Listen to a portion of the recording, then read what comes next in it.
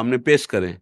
यदि हमारे बड़ों का आदेश है तो आप फिर फिर मतलब आप उसमें नहीं है ना, आप तो उसमें नहीं है, आप तो आदेश में है ना, तो आदेश वाला हिसाब किताब होगा उसको।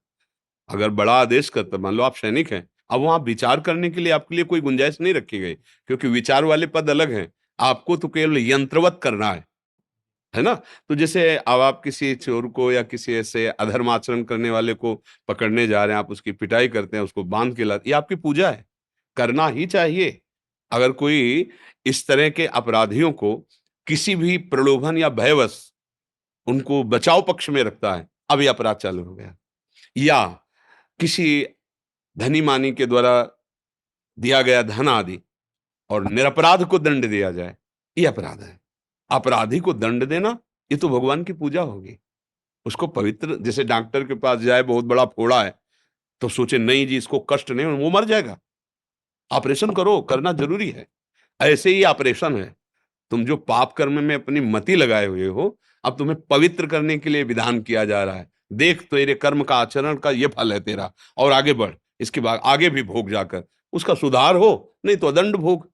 हमारी समाज व्यवस्था तभी सुरक्षित रह सकती है, जब आप लोगों का धर्मपूर्वक शासन हो, क्योंकि आप लोग निर्धारित ही इसीलिए किए गए हैं।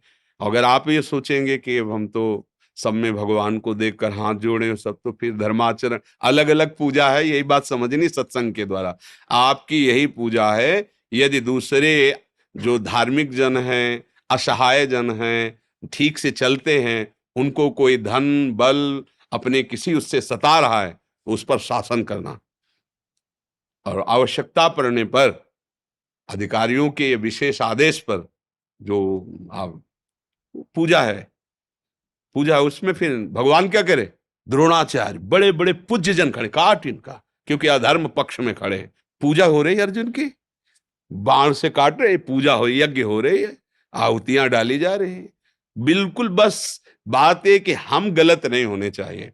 हमारा चिंतन, हमारा अधिकार गलत प्रयोग में नहीं जाना चाहिए, वो सारी पूजा ही होगी, उसमें फिर भय नहीं है। और जहां हमें पता है कि हम गलत हैं, फिर तुम्हारा हृदय ही कह रहा है तुम गलत हो, तो अब तुम्हें जलना पड़ेगा।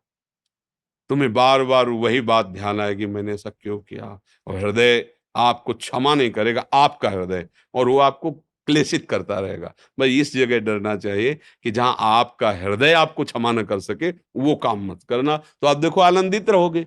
सच्ची मानिए, जैसे बाहर से कोई अधर्माचरण करने वाला हमारे देश को कष्ट देने आ रहा है,